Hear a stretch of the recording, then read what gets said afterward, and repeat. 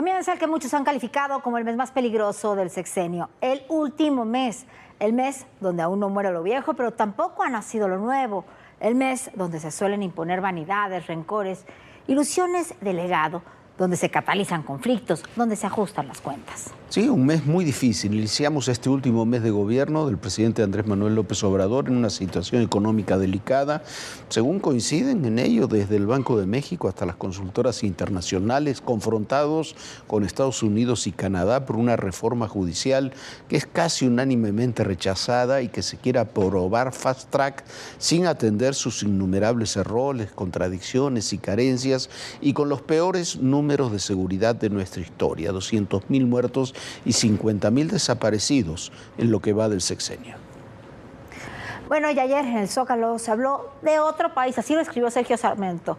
Imagínese usted, si se hablara o fuéramos el país del cual se habló el sábado, esto sería magnífico. Vivir en un país como el que se describió en el 6º informe de gobierno.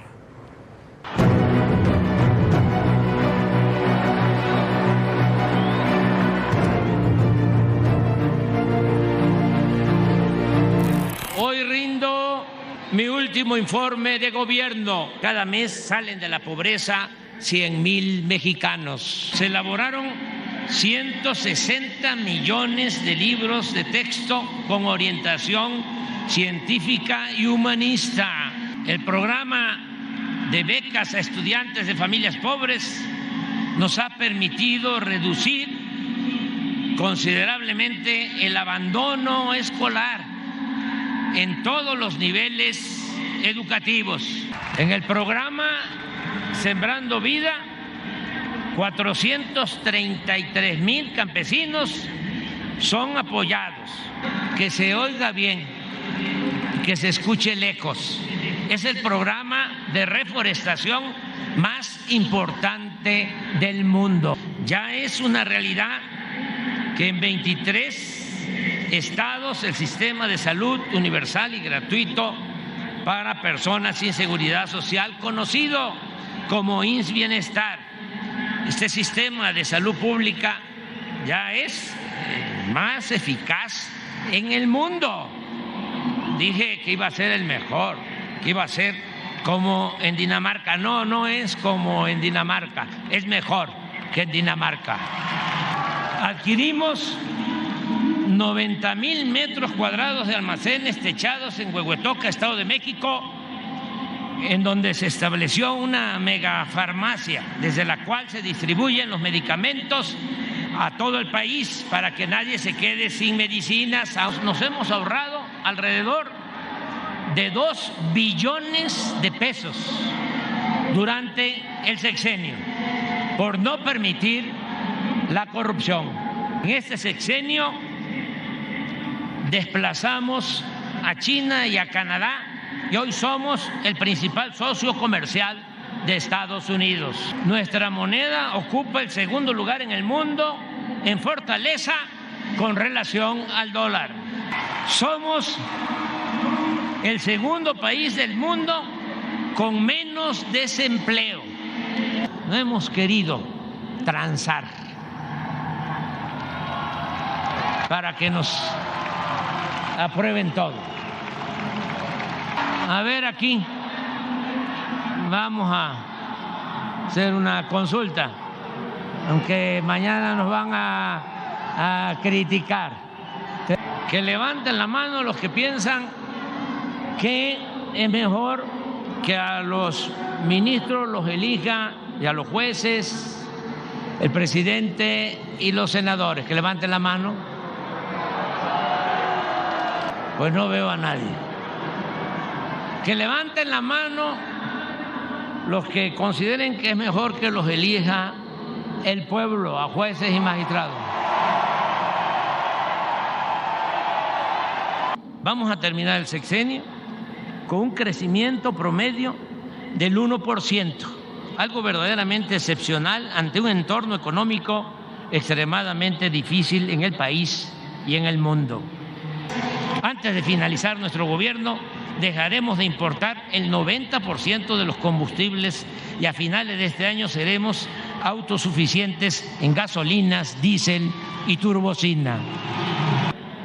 no se ejecutan masacres, no se tortura, no se desaparece a nadie, no se tolera la violación de los derechos humanos y tampoco existe un narcoestado. Me voy también tranquilo porque a quien entregaré la banda presidencial por mandato del pueblo es una mujer excepcional, experimentada, honesta y sobre todo de buenos sentimientos, de buen corazón.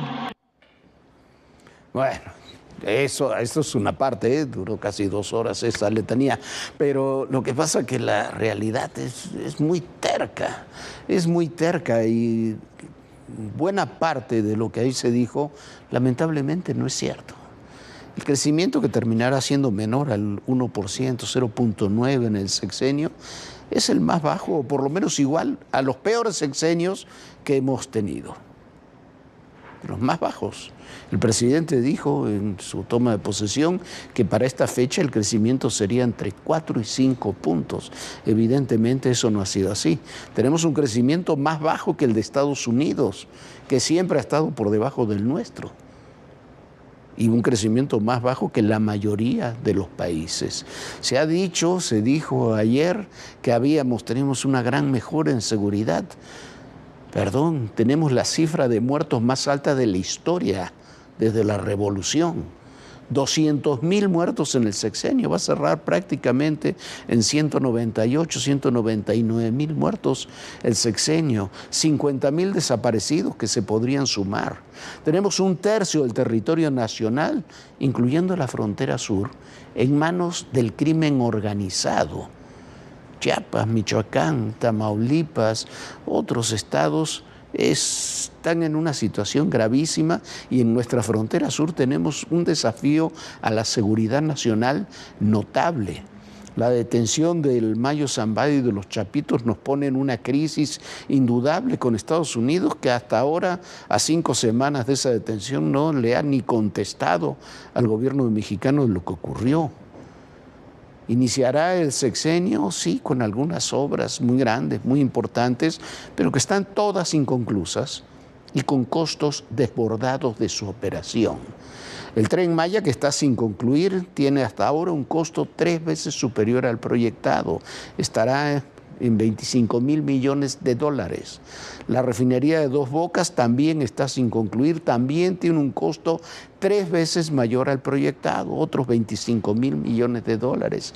La megafarmacia de la que hablaba el presidente, en la que se gastaron 3.000 millones de pesos, ¿sabe cuántas recetas diarias surte? Después de 3.000 millones de pesos de inversión, 6 recetas diarias. La cancelación del aeropuerto de Texcoco nos ha costado hasta ahora unos 400.000 millones de pesos y estamos pagando los bonos hasta el 2024. Se dice que no ha habido fraudes, pero el de Segalmex, este sexenio, ha sido un fraude prácticamente impune, el más grande que se ha cometido, por lo menos en términos públicos, de por lo menos 12.000 millones de pesos. Se le han metido 2 billones de pesos a fondo perdido a Pemex. Y Pemex hoy tiene menos producción que la que tenía hace 6 años. La pobreza también, sí se trabaja en el tema de la pobreza y sí hay apoyos muy importantes, pero ¿sabe de qué vive la mayoría de las familias más pobres de este país? De las remesas. Son 60.000 millones, con los datos que se dieron ayer, 63.000 millones, una cantidad de dólares, 63.000 millones de dólares, que duplican lo que se entrega, esos 700.000 millones de pesos que se entregan en apoyos sociales. Esa es la realidad. La siguiente administración nace financieramente, no sé si ahorcada, pero con muchísimos problemas y con compromisos de los que no se puede zafar. Como decía Viviana y como escribió hoy Sergio Sarmiento, ojalá viviéramos en el país que ayer se describió en Palacio Nacional. Del que somos el primer país exportador renunció. ¿Por qué? Porque no estaba de acuerdo. La magnitud que ha tenido el narcotráfico mexicano. Las confrontaciones, las reacciones.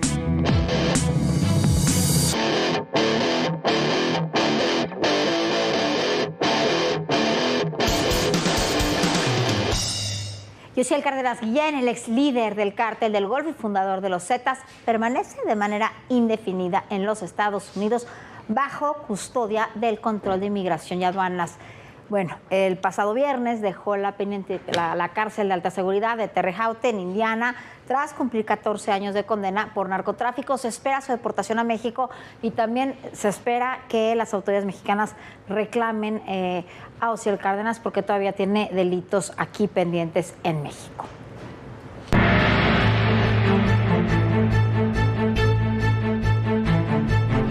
El viernes 30 de agosto, Yosiel Cárdenas Guillén dejó la prisión en Indiana, pero poco le duró el gusto de gozar la libertad. En minutos fue entregado al Servicio de Control de Inmigración y Aduanas estadounidense y se espera que sea deportado a México. Aquí tiene al menos 2 órdenes de aprehensión por delitos contra la salud, delincuencia organizada y lavado de dinero. El líder del Cártel del Golfo y fundador de los Zetas cumplió una condena de 14 años de prisión, una sentencia reducida tras dar información del mundo de las drogas al gobierno de la Unión Americana y por buen comportamiento. Yosiel Cárdenas Guillén nació el 18 de mayo de 1967 en una familia de campesinos. A los 19 años entró al mundo del narcotráfico vendiendo cocaína. Fue detenido varias veces en Tamaulipas por distintos delitos, que iban desde daños a propiedad ajena, lesiones hasta homicidio, pero siempre fue liberado. No fue hasta 1992 cuando fue detenido en Brownsville, Texas, por transportar 2 kilos de cocaína. Fue sentenciado a 5 años de prisión, pero 2 años después lo extraditaron a México, donde obtuvo su libertad. Tomó el liderazgo del Cártel del Golfo en 1998 cuando asesinó a Salvador Gómez Herrera, por eso también le llaman el Matamigos. Con él, el Cártel del Golfo se convirtió en uno de los más sanguinarios y no conforme, fundó la organización criminal de los Zetas, la cual estaba formada por exmilitares de élite. Los Zetas pronto se convirtieron en el brazo armado del Cártel del Golfo para enfrentar a las demás organizaciones criminales, incluido el Cártel de Sinaloa, encabezado entonces por Joaquín El Chapo Guzmán. Además, tenía dominio en más de 20 entidades y sus integrantes utilizaban tácticas como la decapitación y la extorsión. La influencia de los Zetas, bajo el liderazgo de Cárdenas Guillén, dejó una violencia que hasta hoy afecta a nuestro país, ya que sus prácticas fueron copiadas por otros grupos criminales. Reportes de agencias estadounidenses señalan a Cárdenas Guillén de introducir a los Estados Unidos entre 4 y 6 toneladas de cocaína al mes. Fue detenido el 14 de marzo de 2003 en Matamoros, tras un operativo del Ejército y la entonces PGR, acusado de delincuencia organizada y delitos contra la salud. La captura de Yosiel Cárdenas Guillén nos permite esclarecer un sinnúmero de investigaciones que estaban vigentes. El 19 de enero de 2007 lo extraditaron a los Estados Unidos, acusado de 19 cargos relacionados con narcotráfico, lavado de dinero y extorsión a agentes federales. Pero en 2010 le retiraron 12 cargos y lo sentenciaron a 25 años de prisión y una multa de $50 millones. Bueno, yo no sé si Yosiel Cárdenas colaboró, ¿no?, con la justicia estadounidense. Dicen que sí, lo siguen protegiendo, así que alguna razón habrá para ello. Pero sí sé perfectamente, porque es alguien que hemos estudiado a lo largo de muchos años, que es uno de los criminales más violentos y más inhumanos que hemos tenido en nuestro país. Eso del mata amigos no era una chascarrillo, porque mató a su socio, mató a toda persona que se le acercara. Fue terriblemente violento. Le voy a contar una anécdota, porque no es una anécdota, es una historia, para que usted la tome en cuenta. El hombre que persiguió y logró la detención con elementos del ejército mexicano en el 2003 de Yosiel Cárdenas fue José Luis Santiago Vasconcelos. Después de que lo logró detener, Yosiel Cárdenas ordenó matar a Santiago Vasconcelos y a su familia. Santiago Vasconcelos tuvo atentados en su contra, tuvo atentados contra su familia, se le persiguió, intentaron matar a sus hijos. Ese era Ociel Cárdenas. Santiago Vasconcelos se retiró de la Fiscalía Antidrogas, fue asesor de Juan Camilo Mourinho en la Secretaría de Gobernación para plantear precisamente una reforma judicial y aspiraba a ser miembro de la Suprema Corte de Justicia de la Nación. Murió en fue también el hombre que decidió la extradición de Ociel Cárdenas a Estados Unidos. Y Santiago Vasconcelos murió en aquel extrañísimo accidente de aviación en el que murió también Juan Camilo Mourinho. Ociel Cárdenas es un criminal brutal. Merecía y merece mucho más que los 14 años de prisión que le dieron en los Estados Unidos.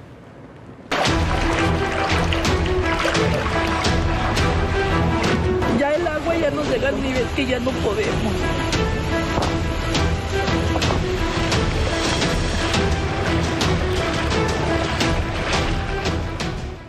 Y un mes después del inicio de las inundaciones, las calles de Chalco siguen bajo el agua, pero no solamente bajo el agua, bajo aguas negras, aguas de desechos.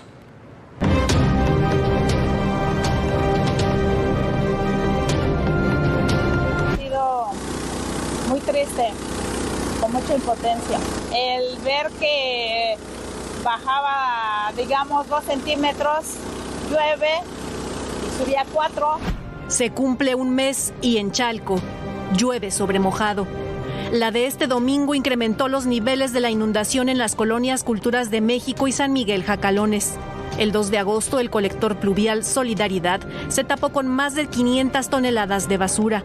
Desde entonces, más de 600 familias viven entre aguas negras. El panorama de este lunes es peor que el del sábado. Al menos 28 de las 40 calles inundadas tienen anegaciones que llegan a superar el metro de altura. Hasta la zona afectada llegaron 12 bombas tipo Bactor adicionales al trabajo y equipo con el que se estaba atendiendo la emergencia. Además de la desesperación y el miedo que sienten los habitantes cada que llueve, también sufren por quienes se aprovechan de la desgracia y se meten a sus casas. El temor a la lluvia, la cuestión psicológica muy fuerte que se nos quedó, entonces es algo que se podía haber evitado. En las calles donde el nivel del agua no ha subido, elementos del Ejército, personal del Estado de México y vecinos retiran el lodo y los residuos que dejó la acumulación de agua. Además, esparcen cal en las calles para disminuir los malos olores. Estamos haciendo limpieza, estamos echando cloro para empezar a tener una vida más o menos normal. A una semana de iniciado el ciclo escolar, aquí las escuelas siguen cerradas. No han comenzado las labores de limpieza. Incluso una primaria de Jacalones 2 es utilizada como campamento para los elementos castrenses que día y noche trabajan en la zona. Luego de reunirse en el centro de mando con autoridades de los 3 niveles de gobierno, la gobernadora Delfina Gómez reconoció que los avances no son los esperados al cumplirse un mes de la peor emergencia que enfrenta la población de Chalco. Dijo entender que algunos vecinos están inquietos, preocupados y enojados, pero que se está haciendo lo que se puede y que seguirán trabajando. Además de las labores de limpieza y ayuda a la población, las Fuerzas Armadas reparten casi 2,000 comidas todos los días. Empezamos aproximadamente a las 6 de la mañana y nos vamos retirando de aquí como hasta las 9 de la noche aproximadamente. Además, se reparten entre 3,000 y 5,000 litros de agua potable al día a través de 2 plantas potabilizadoras. Para ADN 40, Fuerza Informativa Azteca. Bueno, si no estuviera ahí el plan de N3, si no estuviera el Ejército, el plan Marina, yo no sé qué es lo que ocurriría, porque no están inquietos los pobladores, están encabronados, asustados, lastimados, con toda la razón del mundo. Y de estos políticos que usted ve de todos los niveles que andan dando vuelta por ahí, no se paran en Chalco. El Congreso comenzó sus labores de la peor forma posible, violando normas parlamentarias, con prisa, imponiendo condiciones, con provocaciones de la propia Secretaría de Gobernación. Anoche mismo iniciaron el proceso de aprobación de la reforma judicial y quieren que esté aprobada para este miércoles, y eso que decían que iban a cumplir escrupulosamente todos los plazos. Había un orden judicial de no iniciar el debate, lo ignoraron y además amenazaron a los jueces con juicio político. Sergio Gutiérrez, vicepresidente de la mesa directiva de la Cámara de Diputados, aseguró que el juicio político debería llegar hasta la propia ministra de la Corte, Norma Piña.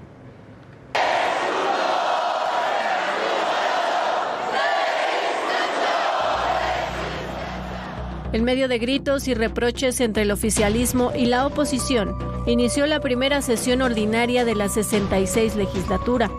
La secretaria de Gobernación entregó el último informe de gobierno del presidente López Obrador y urgió a sacar adelante las reformas, entre ellas la del Poder Judicial. Morena pasó por alto una orden judicial que impedía iniciar el debate sobre la reforma judicial y en la primera sesión de la Cámara de Diputados utilizó su poder, estrenó su mayoría y emitió la declaratoria de publicidad del dictamen de la reforma, con lo que se podrá iniciar su discusión el martes. No se deberá aprobar absolutamente nada que atente contra las mexicanas y contra los mexicanos. Mucho menos aprobar un dictamen que 399 de 500 diputados desconocemos al día de hoy. Nos retiramos de esta sesión porque 2 jueces dijeron que había suspensión con la misma legitimidad que el Tribunal Electoral. Gracias.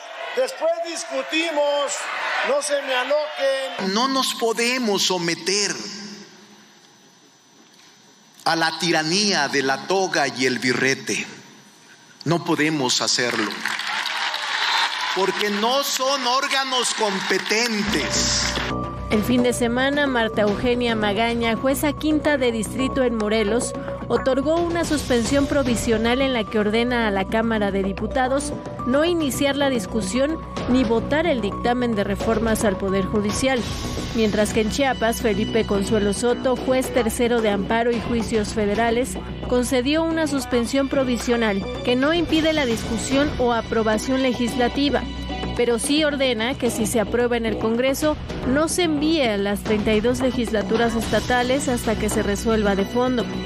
Este lunes, el presidente López Obrador se pronunció contra los jueces que buscan impedir la discusión de la reforma al Poder Judicial en el Congreso. Es una invasión franca, arbitraria, la facultad que tiene el Poder Legislativo. Es una violación a la división y al equilibrio que debe de existir entre los poderes. Luego de que el morenista Sergio Gutiérrez Luna, vicepresidente de la Cámara de Diputados, anunciara la presentación de un juicio político y denuncia penal contra los jueces que resolvieron frenar el curso de la reforma, Ricardo Monreal se deslindó de dicha postura. El senador Ignacio Mier también se manifestó en contra. Yo creo que no debemos permitir primero ni siquiera atender una petición de esa naturaleza, porque sería nosotros mismos menospreciar la autonomía y la soberanía que tiene el Poder Legislativo. Por lo pronto, trabajadores de la Suprema Corte de Justicia de la Nación acordaron unirse al paro indefinido en contra de la reforma judicial, que desde hace 2 semanas iniciaron empleados del Poder Judicial en distintas sedes. Este martes, las y los ministros que integran el Pleno del máximo tribunal del país discutirán los resultados de la votación de los trabajadores y emitirán un resolutivo final sobre las actividades dentro del recinto judicial, mientras que estudiantes de la Facultad de Derecho de la Universidad Nacional Autónoma de México anunciaron que acudirán a la Cámara de Diputados este martes a las 10 de la mañana para que sean escuchados previo a las actividades legislativas. A ver, esta reforma judicial evidentemente es gravísima, evidentemente ha traído y traerá muchas consecuencias, pero hay algo más grave todavía. Estamos viendo a 500 diputados, la gran mayoría, que es de Morena y sus aliados, ya están a favor de votar en contra de lo que tenemos de Poder Judicial en este momento y hacer la nueva reforma electoral. ¿Cuántos han leído la ley? ¿Cuántos han leído lo que se está proponiendo completo? No solamente la primera o la segunda página. ¿Cuántos realmente saben de qué se trata esta reforma judicial? Y mientras tanto, 15 diputados del Verde se van a Morena. Esto para que Morena tenga la presidencia de la Junta de Coordinación Política durante los próximos 3 años. Y 2 senadores del PRD se suman a Morena para que también Morena tenga mayoría calificada. En el Congreso de la Ciudad de México, 2 tránsfugos del PRD y una del PAN también se suman a la bancada de Morena para darle mayoría calificada. Al tiempo que anulan sin razón alguna, hay que ver qué sucede, la elección de la alcaldía Cuauhtémoc, donde había ganado Alessandra Rojo de la Vega en contra de la hija de Ricardo Monreal, Jorge. Sí, todo lo sucedido en apenas unas horas demuestra que la tesis que defendieron en el INE y en el Tribunal Electoral sobre la sobrerepresentación, la verdad es una tesis falsa. La coalición ganadora es una, se interpasa, se intercambia diputados aquí, en la Ciudad de México, en todos lados, y haberle dado 19% más de diputados de los que legalmente ganó, que fueron muchísimos, fue el 54%, tenían una mayoría simple en el Congreso, es un despropósito que fortalece un Estado crecientemente autoritario, como lo hemos visto en las últimas horas. Pero ya nos vamos. Bueno, así es, Jorge, ya nos vamos. Muchísimas gracias por habernos acompañado. Lo esperamos muy puntual mañana, en punto de las 11 de la noche. Sueñe bonito, descanse. Bonita noche, Jorge. Muy buenas noches, Viviana. Muy buenas noches a todos ustedes. Y recuerden, en el poder y en la política, todo, pero absolutamente todo, es personal. Gracias.